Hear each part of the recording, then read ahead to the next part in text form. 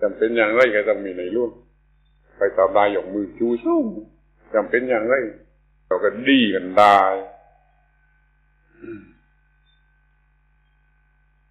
ถ้าพูดอย่างคนใหญ่พูดนะไม่ใช่พูดอย่างเด็กๆพูดจนว่าถ้าว่ารัฐบาลทะเลาะกับรัฐสภานี่หรือว่าทหารทะเลาะกับรัฐบาลนี่เขาเห็นกันในหลวงเขาก็ไม่คาฟันกันเขาเห็นกันในหลวงเขาก็ไม่คาฟันกันในภายในประเทศชาติก็รอดไปได้ทุกอย่างถ้าว่ามันจะอยู่อย่างดีอย่างมั่นคงมันต้องมีจุดศูนย์รวม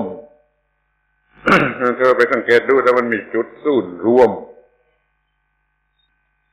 ไอ้ร่างกายของเราทั้งร่างกายเนี่ยมันมีจุดศูนย์รวมอยู่กับตรงไหนใครตอบได้อยู่ตรงไหนจุดศูนย์รวมของร่างกายหัวใจคนนี้คนนู้นหัวใจอย่างเคยตอบตามนั่นนะใครบอกรู้มาแต่ไหนใครบอกรวมกับหัวใจนะใครบอกส่วนก็สำคัญที่สุดถึงบังคับทุกๆส่วนบังคับทุกๆส่วนสั่งการได้ทุกส่วนก็เรียกว่ามันสมองจะรับความรู้สึกจะสั่งให้ทำหรือจะบังคับบัญชาให้ทางกายทางร่างกายนี่มันทำ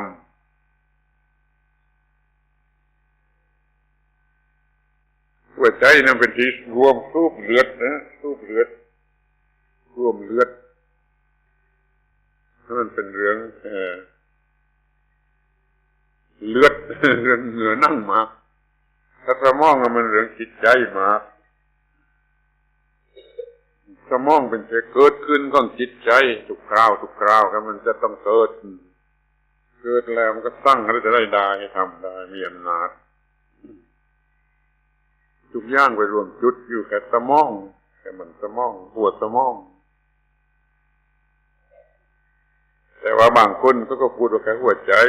มีหนังสือในคัมภีร์ในตำราก็ว่ามีเหมือนกันตำราในพระคัมภีร์ก็ว่ามีหัวใจเป็นส่วนรวมก็มีคือเขาเอาหัวใจกับมันสมองเป็นสิ่งเดียวกันเสียเมื่อก่อนนะแต่เวลานี้เราค้นคว้าศึกษาสมัยนี้ชื่อว่าหัวใจอยู่ฝ่ายร่างกายมันสมองอยู่ฝ่ายจิตใจ ต้องมีจุดศูนย์รวมก็สำคัญที่สุดต้นไม้ต้นนึงตรงไหนเป็นจุดศูนย์รวมใครตอบได้ต้นไม้ต้นนึงตรงไหนเป็นจุดศูนย์รวมของต้นไม้ทั้งหมดตรงไหนรากให้ใครล้าวยกมือนี่อ้าวใครล้าวรากมันมากมายจะเป็นจุดศูนย์รวมด้วยรากมีมากมายเยอะเกินนับไม่ไหวจุดศูนย์รวมก็ต้องมีหน่วยเดียวสิ่งเดียวอันเดียวใครว่าอะไรเป็นจุดศูนย์รวมต้นไม้คุณนุ่งเมล็ด ยังไม่ทันมีโลที่มีเมล็ดเสื้อคุณนี่รากแก้วนี่ก็ยังชูว่ารากแก้วไปตัดตรงไหนมันตายเลยไปตัดตรงไหนตายไปตัดตรงไหนตัดเขาตัดก็ไม่ตายไปตัดตรงไหนตัดทีเดียวตายตรงไหนเก็บเลือดก็เปลือกออกหมดก็ยังไม่ตายนั่นไปตัดตรงไหนทีเดียวตัดตรงนั้นตายตอนไหนก็รากตัดเอามาทำหญ้าจะมาไม่ตายตรงไหน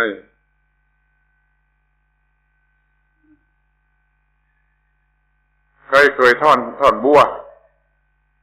ใครเคยท่อนสายบัวตรงไหนก็เป็นรวมสายบัวตรงไหน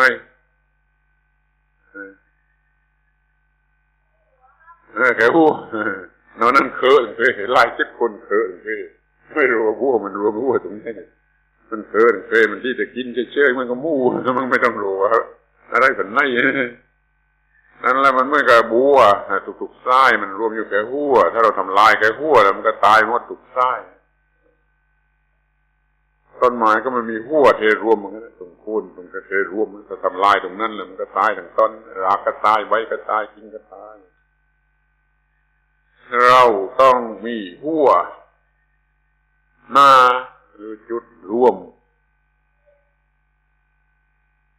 ในบ้านเรือนของเราบ้านหนึ่งทุกบ้านมันมีอะไรเป็นจุดรวมเคยมาแล้วเคยมาแล้วมีอะไรเป็นจุดรวม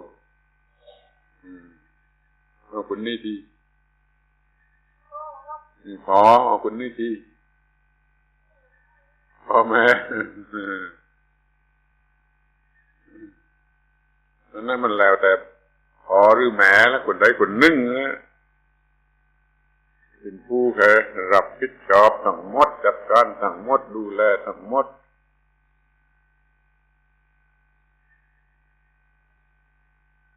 แล้วแต่บ้านใคร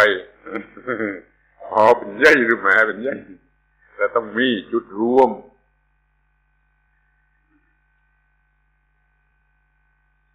เราจะต้องประพฤติอย่างไรต่อผู้ก็เป็นจุดรวมเราต้องประพฤติอย่างไร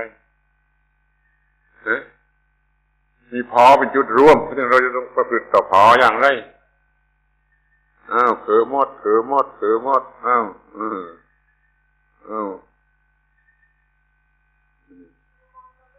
ต้องเคารพนั่งไหว้แต่พออย่างเดียวเลยทำอย่างไรนี่ทำอย่างไรเนี่ยเอาละถ้าเสียฟังยิ่งก็ดีนะเราว่าเด็กๆเนี่ยไม่ดื้ออย่างเดียวพอเด็กทุกคนเนี่ยไม่ดื้ออย่างเดียวพอ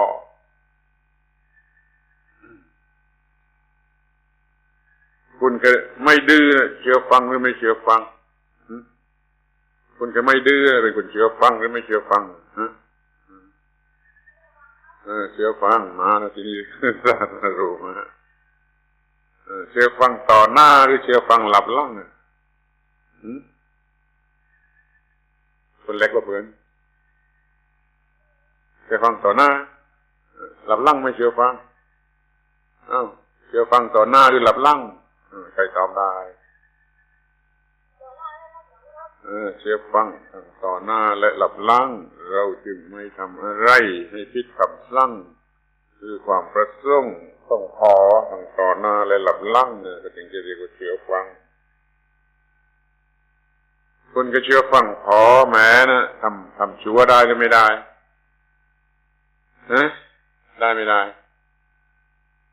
ทีนี้ยกมือได้มากนู่นถ้าอย่างชั่วไม่ตัวเกินนะคุณก็เชื่อฟังพ่อแม่ทำชั่วได้หรือไม่ได้เหตุไรจึงทำไม่ได้เหตุไรจึงทำไม่ได้ก็พ่อแม่ห้ามวายพ่อแม่ใครชายโลยทำชั่วยกมือพ่อแม่ใครชายโลยทำชั่วพ่อแม่ใครชายโลยทำดีทีนี้ไม่ต้องคิดตอบได้หมดทุกคนเลยไม่มีใครเก้อเอาละรู้กันแล้วกันนี่เป็นนั้นว่ารู้กันแล้วว่าพ่อแม่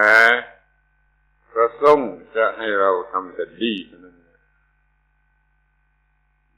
เราต้องไม่ทำชั่วกันนะทุกคนนะทีนี้จะไม่มีใครทำชั่วจะมีแต่คนทำดีกันแล้วเป็นแล้วยกเลิกไม่ต้องมาพูดแต่ว่าต่อไปจะต้องไม่ทำชั่วทำอย่างไรเรียกว่าทำชั่วใครรู้ทำอย่างไรเรียกว่าทำชั่วทำอย่างไรคือหมดแล้วคือหมดทั้งพุ่งแล้วทำอย่างไรเรียกว่าทำชั่วนี่เอาไว้ไม่เดินตัวอย่างนี่ทำอย่างไรเรียกว่าทำชั่ว นั่นมาแล้วนี่เราเชื่อฟังพ่อแม่แล้วไม่ทำชั่วแล้วทำอย่างไรก็จะว่าทำชั่ว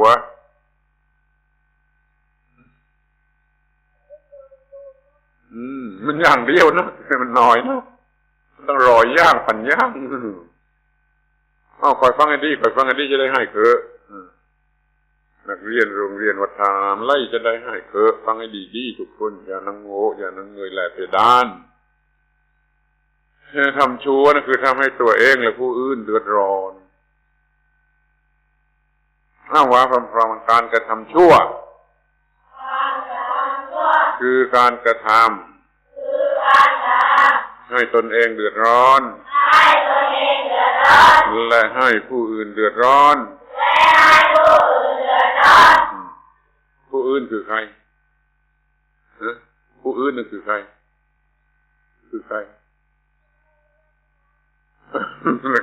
แต่ไม่ใช่เป็นญาติพี่น้องไม่ใช่ไม่ร่วมเลยผู้อื่นคือใครคือคนทุกคนนอกจากตัวเราคนทุกคนนอกจากตัวเราเรียกว่าผู้อื่นเราไม่ทำให้เราและผู้อื่นเดือดร้อนการทำให้ผู้อื่นเดือดร้อนตัวเองเดือดร้อนเรียกว่าทำชั่วแล้วตัวเองถูกลงโทษก็เดือดร้อนทำชั่วแล้วผู้อื่นเดือดร้อนยกตัวอย่างให้ทำชั่วผู้อื่นเดือดร้อนมาแล้วสักอย่างใครยกตัวอย่าง ตัวอย่างการทำชั่วของเราทำให้ผู้อื่นเดือดร้อนเช่นอะไรบ้างใครตอบได้เอาตลาด มากนี่นะเอาทีเดียวแรงมาเดียวตะวันหลักไก่ตรงนี้ตะวันหลักไก่ไม่ใช่หลักไก่ใครเดือดร้อนใครตอบว่าหลักไก่ตรงนี้มาตะกี้ตรงนี้หลักไก่ใครเดือดร้อนถ้าเราเป็นหลักไก่ทำใครเดือดร้อนใครก็ตอบว่าหลักไก่ตรงนี้กลุ่มนี้หนังไม่รู้คนไหนแล้วใครตอบได้ว่าถ้าเราเป็นหลักไก่ใครเดือดร้อนใครตอบได้ตอบไม่ได้มันคือครั้นนะใครตอบได้ใครเดือดร้อนพนันมั้งเราต้องตอบเป็นนักเรียนหนึ่งทีไม่รู้ว่าใครเดือดร้อนเมื่อมีการหลักไก่ใครเดือดร้อนซึ่งใครปล่อยลำบากแล้วใครพ่อแม่ของใครของใครพ่อแม่ของใครพ่อแม่ของใครของคนกันรักกันน่ะเพื่อนบ้านก็ปล่อยลำบากก็ปล่อยลำบากปล่อยเกลียดชังปล่อยกลัวปล่อยรำคาญตำรวจก็เดือดร้อนตำรวจก็ต้องปล่อยลำบากไปจับไปกุมให้มันลำบากกันมาทำชั่วคือทำให้ตนเองและผู้อื่นเดือดร้อนใครชอบเดือดร้อนยกมือใครชอบไม่เดือดร้อนไม่ต้องคิดทีนี้เอาโทษทุกคนเลยใครชอบเป็นสุขความดีให้ทำชั่วคือทำให้ผู้อื่นแหละให้ตนเองและผู้อื่นเดือดร้อนก็ได้ทำดีทำอย่างไรจะทำดีใครตอบได้ยกมือนะทำดีคือทำอย่างไรเทียบกันเลยนะทำชั่วคือทำให้ตนเองและผู้อื่นเดือดร้อนคือทำดีคือทำอย่างไรทำอย่างไร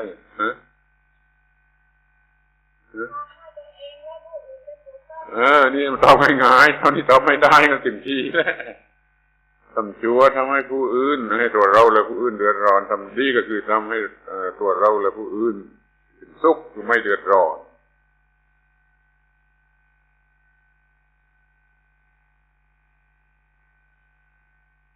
ถ้าว่าทุกคนทำแต่ดีกันล่ะจะเป็นอย่างไรบ้าง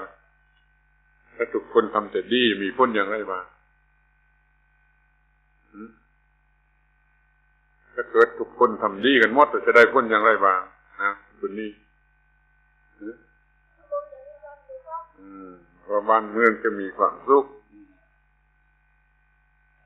ถ้าคนแค่เมืองปาดานทุกคนทำดีจะเป็นอย่างไรบ้าง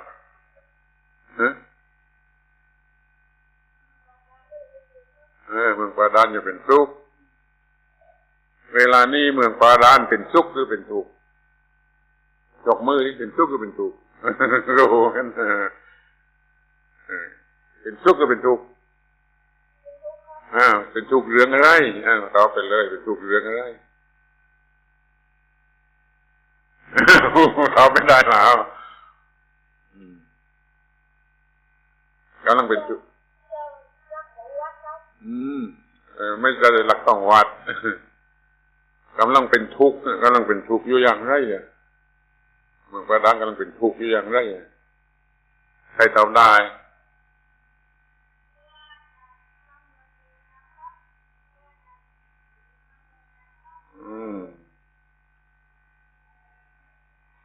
เมื่อมาทำไม่ดีแล้วตำรวจจับ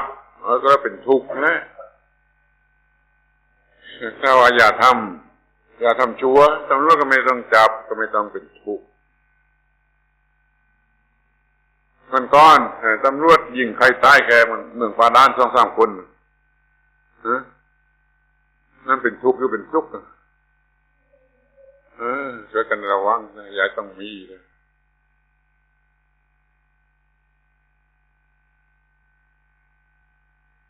บ้านใครนอนไม่ต้องปิดประตูเรือนบ้างบ้านใครนอนไม่ต้องปิดประตูเรือนบ้างบ้านใครบ้านใครบ้านใครกันนอนไม่ต้องปิดประตูเรือนบ้างบ้านใครบ้านใครตัวนี้มาเธอเถอะวะบ้านใครบ้านเธอเลยนอนไม่ต้องปิดประตูเรือนประตูไม่มีไม่มีลูกใหญ่บ้านเราไม่มีประตูเลยนอนไม่ต้องปิดประตูเรือนเขามาถึงบ้านจะมีประตูแล้วจะมีประตูบ้านใครนอนไม่ต้องปิดตู้เหตุไรเราจึงต้องปิดตู้ใครตอบได้เหตุไรจึงต้องปิดตู้เหตุไรขโมยขึ้นบ้านเดือดร้อนไม่เดือดร้อนขโมยมันลักของของเราเดือดร้อนเราไม่อยากเดือดร้อนเราจึงปิดประตูถ้าไม่มีขโมยต้องปิดหรือไม่ต้องปิด ถ้าไม่มีขโมยไม่ต้องปิดก็ไม่ลำบากนะไม่ลำบากถ้าไม่มีคนทำชั่วก็ไม่ต้องลำบากถ้ามีคนทำชั่วคอยเบียดเบียนแล้วก็ลำบากนี่ความลำบากของเราทุกคนคือว่าเรากำลังกลัวอยู่ในความกลัวว่าจะทุกข์ทำลายบ้างจะทุกข์ขโมยข้องบ้างจะอะไรบ้างนี่เราเดือดร้อนนี่จึงเห็นว่าผู้กระทำชั่วนะทำให้ตัวเองก็เดือดร้อนผู้อื่นก็เดือดร้อนผู้ทำชั่วตัวเองเดือดร้อนนะคนทำชั่วนะใครชอบมั้งคนกระทำชั่วนะใครชอบมั้ง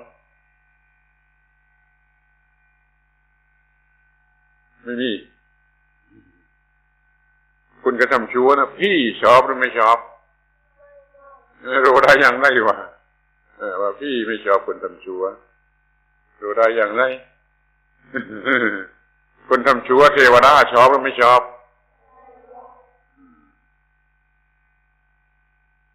พี่แฉงคำคุณแฉงคำจะทำให้เป็นอย่างไรถ้าพี่ก็แฉงคำคุณก็แฉงคำไอ้คุณนั่นจะเป็นอย่างไรด้วย พี่แฉงคำคุณแฉงคำทำให้ซวยคือบาปคือเสื่อมเสียไม่มีความเจริญไม่มีความเจริญ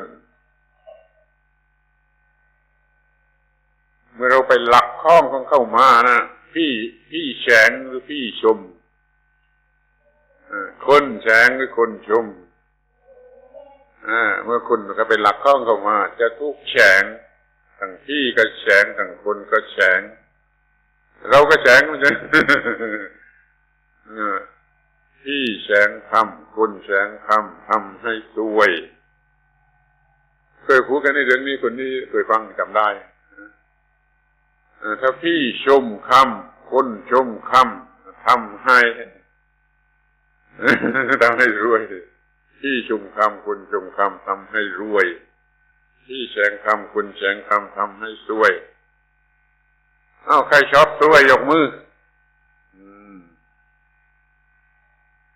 ใครไม่ชอบสวยหมดเลยเวลานี้สวยไม่สวยสวยไม่สวยไม่สวยดีไม่สวยชอบหลายได้ชอบหลายตกสวยแล้วก็คือมันไม่เจริญนี่มันมีแต่เสื่อมลงไม่เท่าไรก็ต้องฆ่าตัวตายหรือว่าตำรวจยิงตายหรือเราฆ่าตัวตายเพราะมันสวยมันเลือกเกินมันไม่มีอะไรดีนี่เรากลัวสวยคือกลัวบาปนั่นเองกลัวบาปคือกลัวสวยก็คือบาปก็คือสวยบอกกันให้รู้ตัวบาปนั่นแหละจังหวัดเรียกว่าบาปชาวบ้านเรียกว่าสวยคุณก็สวยก็จะไม่มีความเจริญจะต้องทำงานไม่ได้พ้นจะต้องเจ็บจะต้องตายจะต้องเกลียดทั้งบ้านเกลียดทั้งบ้านนี่ดีไม่ดีจะอยู่ที่ไหนเราถ้าเกลียดทั้งบ้านเราจะอยู่กันได้เราก็ต้องทนก้มหน้าทนความละอายทนความแข็งใจเราอุตส่าห์เรียนนี่ก็เพื่อจะทำให้มันดีเพื่อจะทำให้มันถูกแล้วก็มีแต่ว่าพี่ชมคำคุณชมคำเทวดาชมคำทุกคนชมทุกคนชมแต่พี่ก็อย่างชมนี่มันจะไม่ดีเพื่อถ้าพี่มันกระแฉงเนี่ยมันจะไม่เลวเพื่อมันอย่าให้พี่แฉงอย่าให้พี่ทราบสุ่มน้ำนาคุณชอบลายตบสวยหรือรวยคุณชอบลายตบกันสวยเฮ็ดได้ชอบลายตบ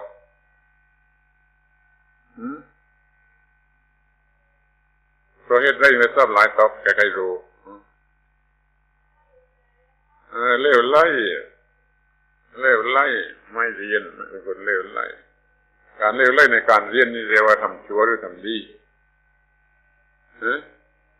เล่วไล่ในการเรียนนะเรียกว่าทำชั่วหรือทำดีเราอย่าเล่วไล่ในการเรียนเราไม่ท่ามเลยว่าใครเล่วไล่ในการเรียนเราไม่ท่ามจะล่อเราไม่ต้องท่ามมีใครพูดจริงเลยพูดจริงท่ามใครเล่วไล่ในการเรียนไม่มีใครยกมือแล้วเพื่อมีคนซ่อมลายต๊อกอ่ะนั่นแหละเราล่อเราอะไรนะเราไม่ท่ามเลยนี่จะทำให้ล่อเราก็ไม่ท่ามนะเอาละแต่ขอให้ทุกคนขยันในการเรียนเรายังอยู่ในวัยที่ต้องเรียนเรายังเป็นเด็กเราต้องเรียนเราต้องอบรมตัวให้ดีถ้าว่าจิตใจมันไม่ดีมันก็พาไปทำชั่วทีนี้เราเรียนให้รู้อะไรดีอะไรชั่วเราก็บังคับจิตใจให้ทำแต่ที่ดีเนี่ยประโยชน์ของการเรียนประโยชน์ของโรงเรียนจะทำให้พวกเธอเป็นคนที่ดีในอนาคตถ้าคนทุกคนในโลกดีในโลกนี้จะดีหรือไม่ดีเพราะคนทุกคนในโลกมันดีไอ้โลกก็เป็นโลกที่ดีถ้าคนทุกคนในโลกมันชั่วโลกนี้นั่นแหละรู้ว่าไอ้โลกนี้มันจะดีหรือจะชั่วก็เพราะว่าคนเลยเพราะคนในโลกนี้มันดีหรือมันชั่ว กันเรามีชีวิตอยู่ในโลกนี้กันเพื่อช่วยกันทำความดีให้โลกนี้มันดีให้โลกมันเต็มไปด้วยคุณดีด้วยความดีด้วยข้องดีด้วยสิ่งจะมีประโยชน์จะได้เป็นสุข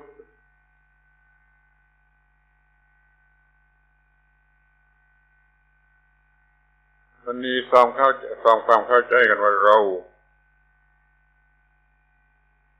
ต้องทำความดีต้องทำความดีถ้าเป็นมนุษย์ต้องทำความดีเราต้องรวมกันทำความดีเราต้องมีหัวหน้าสำหรับควบคุมให้เราทำความดีกับตู้ให้เราทำความดีเป็นตัวอย่างให้เราทำความดี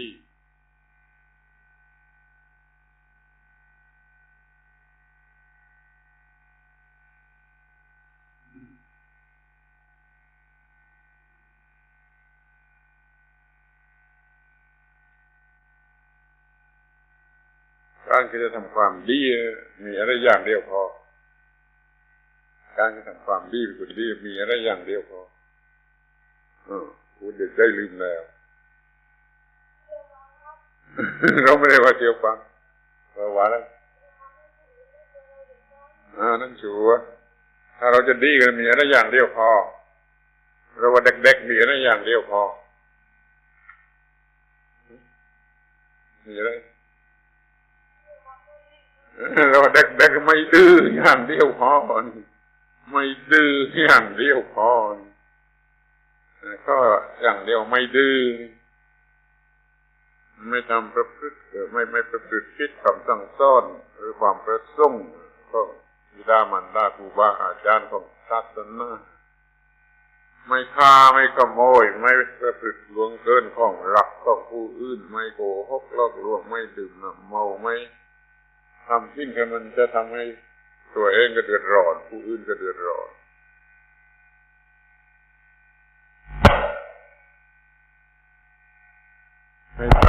ให้ประกาศอะไรกัน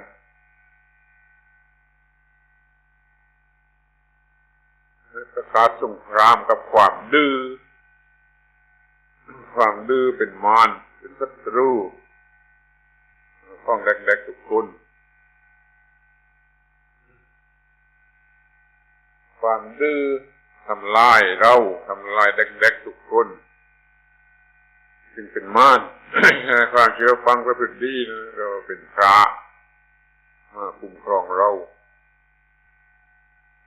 อย่าชอบมารเราจึงประกาศสงครามกับมารคือความดื้อเอาความดื้อออกไปเสียให้หมดเชื่อฟังพ่อแม่ก็คือไม่ดื้อเชื่อฟังทางต่อหน้าและทางหลับหลังตบตัวในดีแล้วพูดมาแล้วเราถามปัญหาขยาบที่สุดจะพอเลยใครไม่เจอตอบได้ถ้าว่าเรานี่เกิดมาทำไรกันใครตอบได้คุณดูนี่คุณนี่เกิดมาทำไมบุตรที่ดีต้องพูดกันหลายคนบุตรที่ดีคือผู้ที่เกิดมาเพื่อทำบิดามารดาให้สบายใจ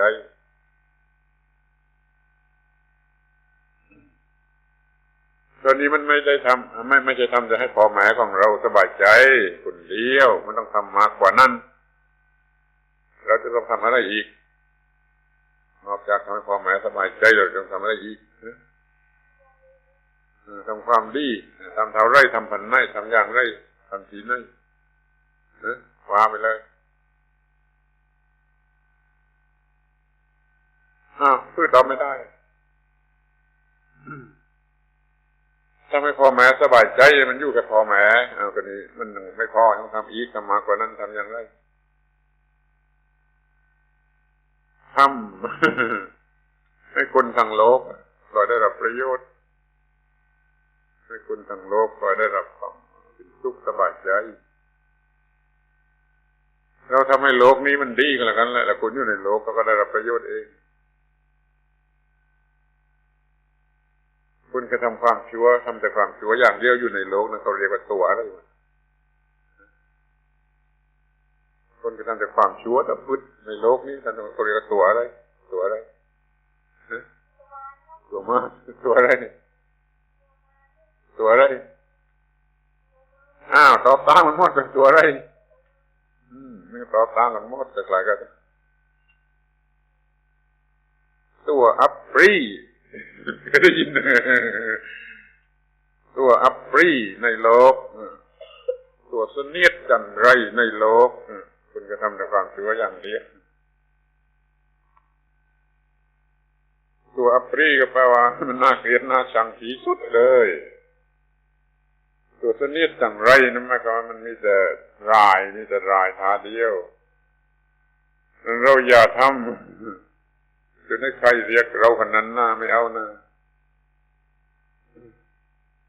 ที่คุณกระทำแต่ความชั่วนั่นก็เรียกตัวเสนียดจังไรอัปรีในโลก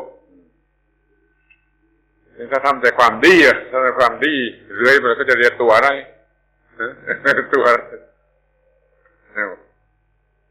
เราไม่ได้ตัวอะไรตรงข้ามกับมารก็เรียกตัวอะไร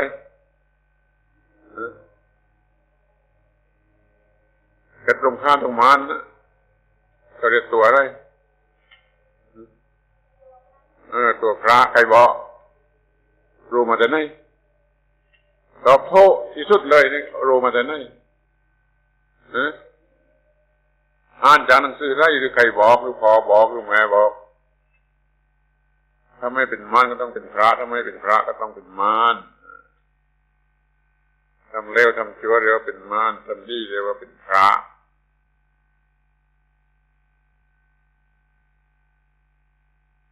ใครเป็นพระอย่างมือใครเป็นพระไม่กล้าเลยไม่กล้าไม่แน่ใจใครเป็นมารใครเป็นมารต้องทำชั่วไปเลยใครเป็นพระต้องทำดีเลยใครเป็นพระก็ทำดีตะพึดใครเป็นมารก็เอาอะไรทำแต่แกเลวแกชั่วไม่ทำให้ตำรวจยิงตาย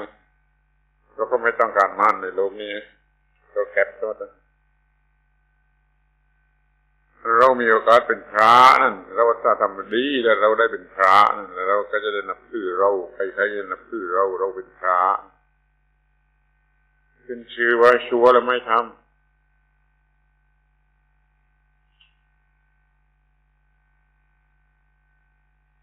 ชั่วก็เปรียบเหมือนของสกปรกของหนาวของมิ้นที่มิ้นทำไมมิ้นนิดเดียวมิ้นทำไมมิ้นนิดจนแลไม่เห็นมิ้นทำไมมิ้นนั่นมาแต่นิดจนแลไม่เห็นก็มิ้นนั่นก็เรียกความชั่วแค่ห้อมมันก็เรียกว่าดีถึงนิดหนึ่งก็ดีห้อมก็เรื่องแลไม่เห็นก็ห้อม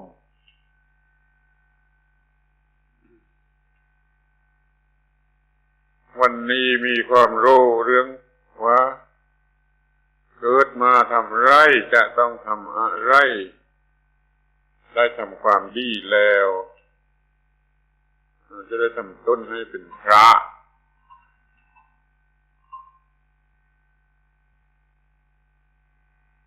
ใครไหว้ตัวเองได้คนพันไม่ใครไหว้ตัวเองได้คนพันไม่เคยไหว้ตัวเองได้ใครเคยไหว้ตัวเองเร็วไหว้ตัวเองทำพื้นทำมาที่ไหว้ตัวเองทำพื้นทำมาที่ใครทำได้ไหว้ตัวเองทำพื้นทำพื้นทำมือพื้นไหว้ตัวเองไหว้ไม่ไหว้ตามธรรมดาเนี่ยไม่ไหว้ผู้อื่นเนี่ยไหว้ผู้อื่นถ้าไหว้ตัวเองทำพื้น ไม่เคยมีเนี่ยมันไม่เคยมีถึงไหว้ไม่เป็นมันไม่มีอะไรดีมันไม่ไหว้ตัวเองมันไม่อาจจะไหว้ตัวเองมันไม่มีอะไรให้ไหว้ตัวเองมันเลยไม่เคยไหว้ไม่เป็นมีแต่ไหว้ผู้อื่นไหว้ออกไปข้างนอกโอเคไหว้ข้างในไหว้ตัวเองเนี่ยทำไม่เป็นเมื่อเราเป็นพระแล้วเมื่อเราเป็นพระแล้วเราก็ไหว้ตัวเองได้เมื่อไรเราเป็นพระเมื่อไรเราเป็นพระเมื่อไรเมื่อไรย่ายว่าเปือนเมื่อไรนี่เพิ่งตอบทีย่ายว่าเปือนหนังตรงนี้เพิ่งตอบทีนี้เมื่อทำความดีเราก็เป็นพระเมื่อเราเป็นพระเราก็ไหว้ตัวเองเมื่อเราทำชั่วเราเป็นอะไรเป็นอะไรเมื่อเป็นมารเราจะทำไรตัวเองถ้าเราเคยเป็นมารเราทำไรตัวเองถ้าเราทำดีเราไหว้ตัวเองถ้าเราทำชั่วขึ้นมาเราจะทำไรกับตัวเองทำไร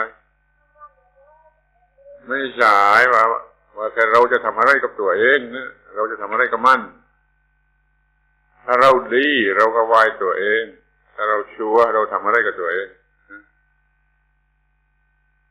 เมื่อเธอรู้สึกว่าเธอทำชั่วนะเธอทำอะไรกับตัวเองเคอมดทั้งโล่งทั้งพุ่งเลยเมื่อทำชั่วนะทำอะไรกับตัวเองก็เรียกว่าติเตียนตัวเองแค่คั่วมันก็เลยถ้ามันทำชั่วก็แค่คั่วตัวเองการทำดีก็ไหว้ตัวเองถ้าทำชั่วแค่คั่วตัวเองใครกล้าแค่คั่วตัวเองถ้าทำชั่วใครกล้าแค่คั่วตัวเองใครเคยแค่คั่วตัวเองใครเคยแค่คั่วตัวเองไม่ไหวใครเคยแค่คั่วตัวเองไม่เคยเชื่อใครเคยแค่คั่วตัวเองนี่ว่าตามเปือนนะแค่คั่วเรื่องไรแค่คั่วเรื่องไรเถอะแค่คั่วตัวเองแค่คั่วเรื่องไรไม่ทราบแต่ตอบทำไมโอ้ไม่ใช่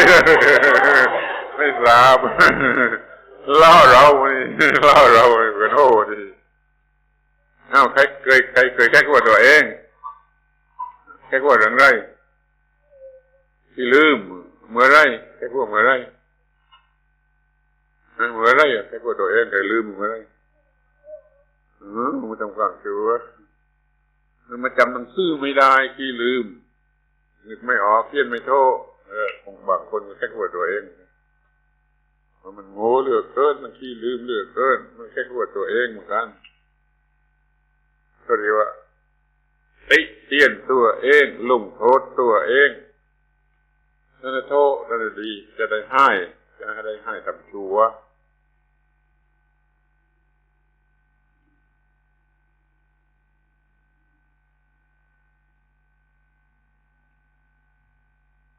เ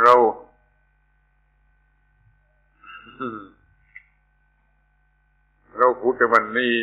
จะสิ้นปีเลยอีกไม่กี่วันจะขึ้นปีใหม่แล้วอีกกี่วันขึ้นปีใหม่อีกกี่วันขึ้นปีใหม่ท่านหมอไหนเนี่ยอีกกี่วันขึ้นปีใหม่วันนี้วันที่เท่าไรวันนี้วันที่4อีกกี่วันขึ้นปีใหม่รีบละความชั่วใส่หมด รีบทำความดีไว้ต้อนรับปีใหม่หรือใครจะย่างให้ปีใหม่เร็วกว่าปีนี้ใครย่างเร็วกว่าปีนี้ปีใหม่ใครย่างดีกว่าปีนี้ปีใหม่ใครย่างดีกว่าปีนี้เอาละก็ได้ดีทุกคนได้ดีปีใหม่ให้ดีกว่าปีนี้ให้เรียนดีให้ประพฤติดีให้มีความสุขไม่เดือดร้อนมากขึ้นให้มีความสุขมากขึ้น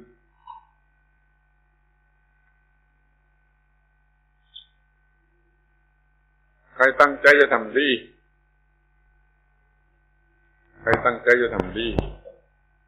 แล้วแค่แล้วมาไม่ต้องพูดถึงแค่แล้วมาไม่ต้องพูดถึงต่อไปใครตั้งใจจะทำดีนี่บุญคุณก็ตั้งใจว่าจะทำดีนี่เป็นการทำบุญแล้วเป็นการทำบุญคิดว่าจะทำดีเพียงแต่คิดนี่ก็เป็นบุญแล้วถ้าไปทำตรงนี้ยิ่งเป็นบุญมากขึ้นแล้วจึงคิดว่าจะทำดีแล้วก็ได้บุญแล้วเราก็จะทำดีจริงๆเหมือนกับเราคิดเราก็ได้บุญอีกแล้วเมื่อเราทำแล้วเราก็มีความสุขนี่ก็ได้บุญถึงที่สุดเลยทำบุญนะทำให้ดีทำดีคือจะทำให้ล้างความชั่วทำบุญเพื่อล้างบาปทำดีเพื่อจะล้างความชั่วเราคิดแน่นอนจะล้างความชั่วจะล้างบาปปีใหม่ต้องดีกว่าปีเก่าวันนี้วันที่5 ธันวาคมเป็นวันอะไรเป็นวันอะไรวันนี้วันที่5 ธันวาคมเป็นวันอะไรแล้ววันอะไรอีกวันอะไรอีกนะวันพอแล้ววันอะไรอีก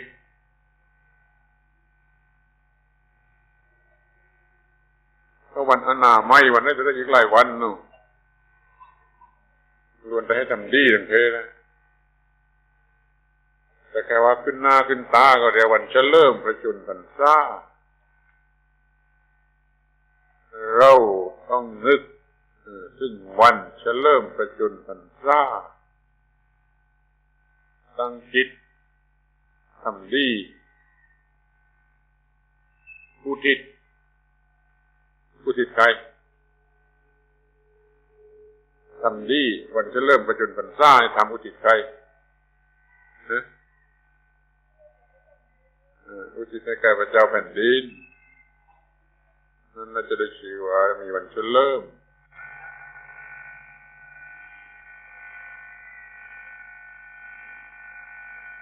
เขาสั่งให้จุดเทียนคนละแล้มออกมานอกหลังคาแล้วก็ร้องเพลงซื่นๆบารมีพร้อมกันทั้งประเทศเวลา 20.19 น.เวลา 20 หรือ2:19 นาทีที่เทียนจุดร้องเพลงซื่นๆบารมีกันทุกคนทั้งประเทศแกโรงเรียนได้รับคำสั่งมาอย่างเรื่องนี้แค่โรงเรียนได้รับคำสั่งเลยอย่างเรื่องนี้นะวะได้รับแล้วเด็กๆไม่รู้ก็พระสวดมนต์สวดเสียนโตสวดอุทิศให้พรในหลวงเทียนมีหรือยังใครมีเทียนแล้วคนนี้ไม่มีไปห้ามอะไรไปข้อกับพระก็ได้ไม่กี่แลมมันจะข้อกับพระข้อเทียนกับแลมไปจุดเส้นบารมีเวลา 20.19 น.วันที่5มันจะเริ่มพรรษาจะเริ่มประชนมพรรษาต้องพระเจ้าแผ่นดินมีธงให้ฉับธง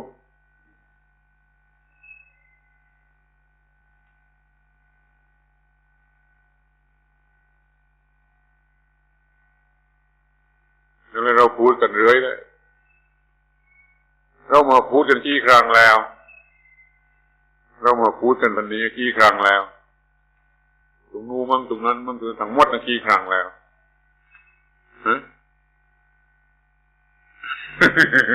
จะจำได้ประมาณกี่ครั้งแล้วประมาณ10 ครั้งไม่น้อยกว่า10 ครั้งลืมหมด10 ครั้งลืมหมดมีอะไรเรื่องมั้งไงครั้งแรกที่สุดเราพูดเรื่องอะไร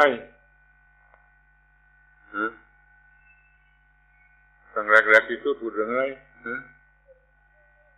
เรื่องคุณของพ่อแม่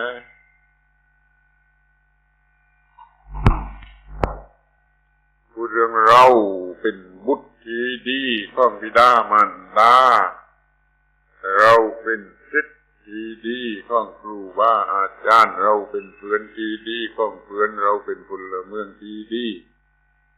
ของชาติเราเป็นสาวกที่ดีของพระพุทธเจ้าใครยังจำได้หน่อยคนตอนนั้นจำไม่ได้ไม่สนใจลืมหมดแล้วใครยังว่าได้5 ข้อนี้ใครยังว่าได้คนนี้ว่า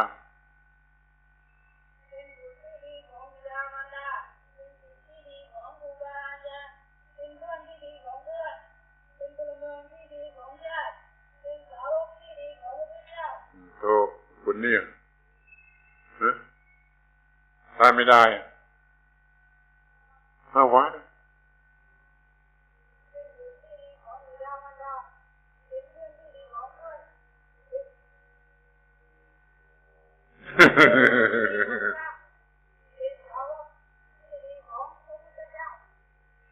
ขาดไป1ใครรู้ขาดไป1ใครแล้วคอยฟังหมด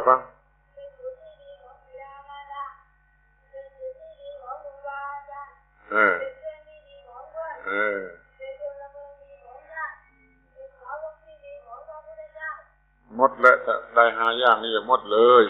เป็นดีที่สุดไหว้ตัวเองได้ยกมือไหว้ตัวเองได้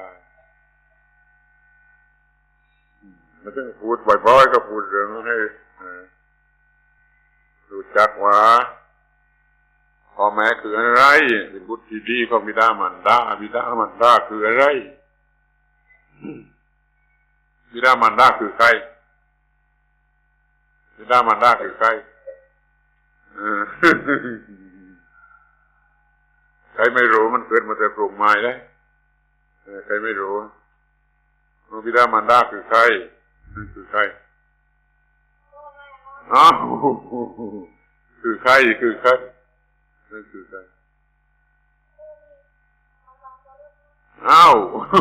ใครคือใครบิดามารดาคือใครผู้แก่เกิดเรามานี่แถวนี้มันก็ยังมองไม่เห็นใครไม่ได้เกิดมาแต่พ่อแม่ใครไม่ได้เกิดมาแต่พ่อแม่ใครเกิดมาแต่พ่อแม่หมดเลยใครเกิดแต่ปลูกไม้คือไม่รู้จักว่าเรามีบิดามารดาเป็นที่เกิดมาชีวิตของเราแบ่งมาแต่ใครบางคนไม่รู้นะมันนังเขอนี่มันนังแหลกแต่ด้านนี่ชีวิตของเราแบ่งมาแต่ใครคนนี้เนื้อนั่งร่างกายของเราแบ่งมาแต่ใคร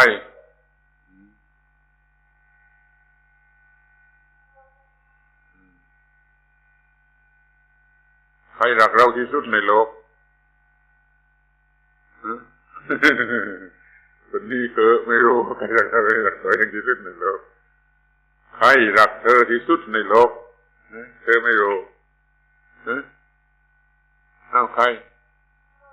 รู้ได้อย่างไรอยู่พ่อแม่รักเราที่สุดในโลก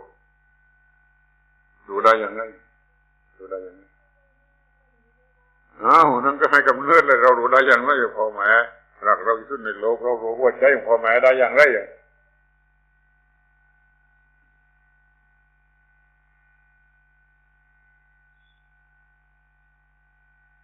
โลมาโลแมวนะ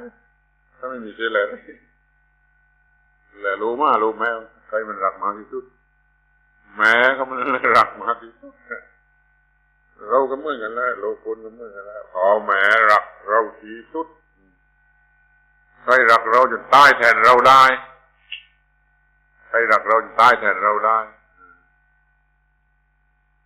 คนนี้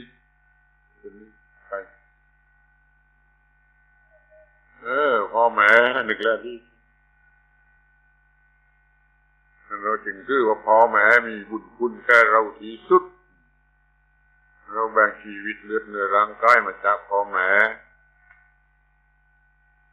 เพราะแรกๆเรากินนมม่าหรือกินนมแม่นมของแม่เอามาแต่ไหนใครตอบได้นมของแม่เอามาแต่ไหนเอามาแต่ไหนเลือดของแม่ร้ายมาเป็นนมให้โหลมันกินนั่นเรียกว่าเราแบ่งชีวิตเลือดเนื้อมาจากแม่เราควรจะรักใครมากที่สุดในโลกใคร หมาหรือแมว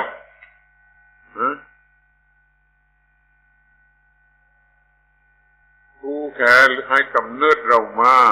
แล้วก็ให้เลือดเรากินแล้วก็รักเราที่สุดในโลกแล้วก็ตายแทนเราก็ได้ใครรู้คุณรู้คุณนี่ยังรู้ก็ด้วยคุณนั่นน่ะคุณนี่ไม่รู้หนังเฉยๆไม่รู้ไปบอกกันนะเพื่อนไปบอกกันว่าใครมันรักเราที่สุดในโลก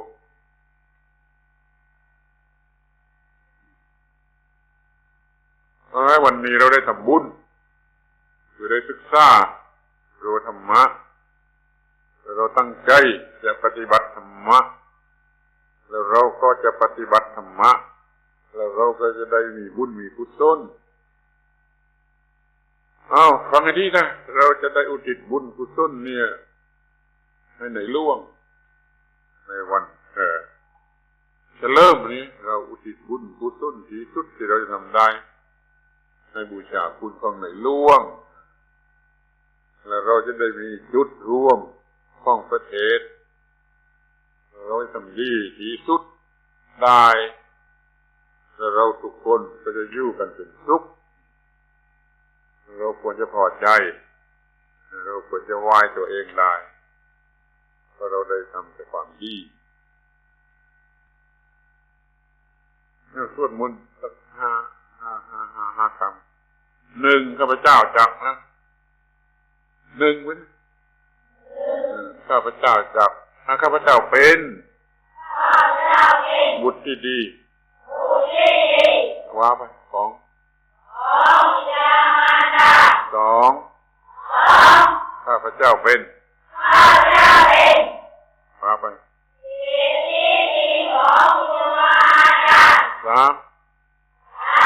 ข้าพเจ้าเป็นว่าไปสี่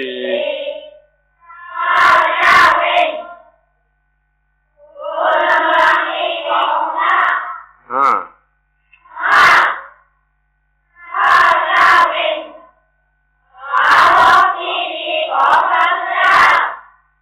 ด้วยความจริงนี้